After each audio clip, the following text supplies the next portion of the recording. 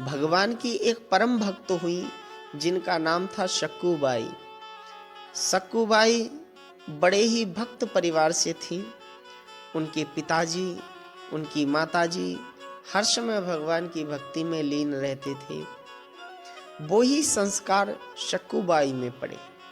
भगवान की जहाँ कथा होती थी, भगवान का जहाँ कीर्तन होता था, भगवान का जहाँ भजन होता था, वहाँ शक्कूबाई दौड़ करके जाती थी और खूब सेवा करती थी और भगवान की कथा सुनती थी। धीरे धीरे जब शक्कूबाई बड़ी हुई तो माता पिता को उनकी शादी की चिंता हुई और शक्कूबाई का विवाह एक अच्छे रईस खानदान में कर दिया। सज्जनों, ये जो रईस होते हैं ये दिखावे के तो रईस होते हैं, लेकिन भगवान की भक्ति से उन्हें कोई मतलब नहीं है। शक्कूबाई को हमेशा काम करना पड़ता रहता था। सास भी जो मिली वो बड़ी अक्खड़ स्वभाव की थी, बहुत कुटिल स्वभाव की। हर समय शक्कूबाई को डांटती रहती थी, चिल्लाती रहती थी, अरे तूने ये काम नहीं किया। शक्कूबाई अगर भगवान का भजन गाती थी, क्या आप दिन भर भजन गाती रहती है? अरे बुढ़ापा आएगा तब भजन करना, जवानी कोई भजन करने को थोड़ा ही नहीं होती है। शक्कूबाई को डांटती रहती थी। शक्कूबाई रोती रह जाती थी, हे ठाकुर जी, तुमने मुझे कैसे घर में भेज दिया, कैसे घर में विवाह करा दिया, जो ना तुम्हारा भजन कर पाती हूँ, ना तुम्हारी कथा सुन पाती हूँ। तुमने मुझे अपने आप से बिल्कुल ही अलग कर दिया। हर समय ठाकुर जी को उल्टा सीधा शक्कूबाई बोलती रहती थी। एक दिन की बात, जहां शक्कूबाई का विवाह हुआ था उसी के पड़ोस में भगवान की कथा चल रही थी। कलश यात्रा जब निकाली जा रही थी, शक्कूबाई ने छत पे चढ़ के देखा कि वाह, आज तो भगवान की कलश यात्रा निकाली जा रही है, कल से भगवान की कथा शुरू होगी। शक्कूबाई ने जल्दी जल्दी भोजन बनाया, तब तक भगवान की कथा शुरू हो गई।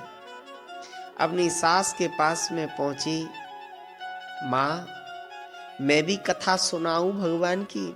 सास ने डांट दिया, अरे जा, अभी पहले बर्तन मांज, झाड़ू लगा, कितना काम पड़ा है घर में वो दिखाई नहीं देता, भगवान की कथा तुझे दिखाई दे रही है?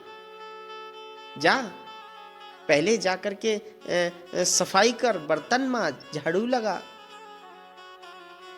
शक्कूबाई तो रोने लगी, बिस्तर पे जाकर के पड़ गई। भगवान को ये अच्छा नहीं लगा।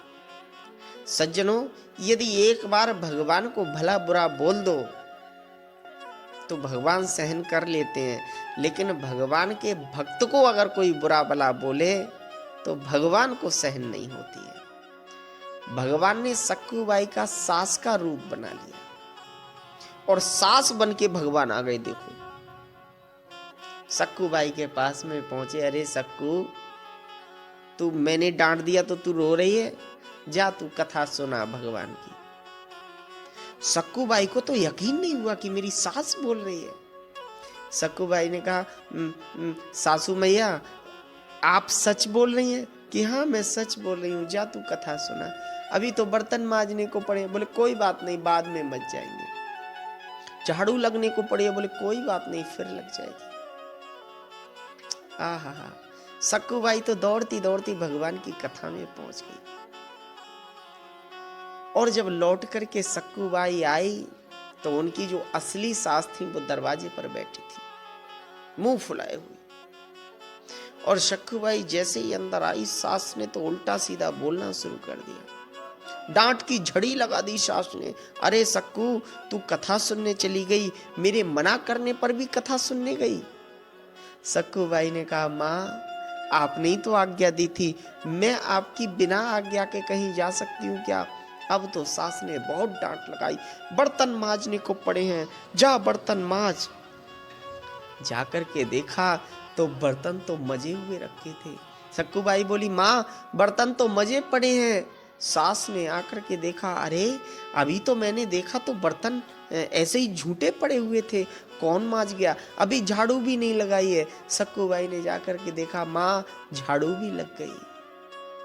आज सक्कूबाई की आंखों में आंसू आ गए।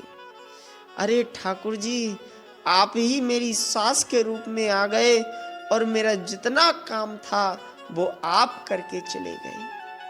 सक्कूबाई तो रोने लगी, अपनी सास को जाकर के बताया। सास ने कहा ये सब झूठी बात है। सक्कूबाई भगवान के पास में गई और जाकर के कहा, अगर ठाकुर जी आप सच्चे हो तो आज मुझे आप दर्शन दो। आज ठाकुर जी सक्कूबाई के सामने प्रकट हो गए, सक्कूबाई को दर्शन दिए और उसकी सास को, उसके पति को ज्ञान दिया, तो पूरा परिवार भगवान का भक्त हो गया।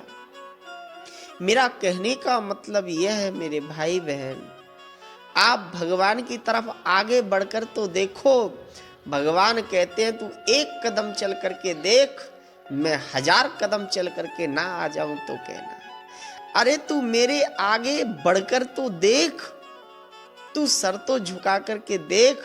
अगर तू एक बार सर झुकाएगा तो मैं तेरे आगे करोड़ों सर झुका दूंगा। एक बार झुका करके तो देख, एक बार भगवान का भक्त तो बन करके देख।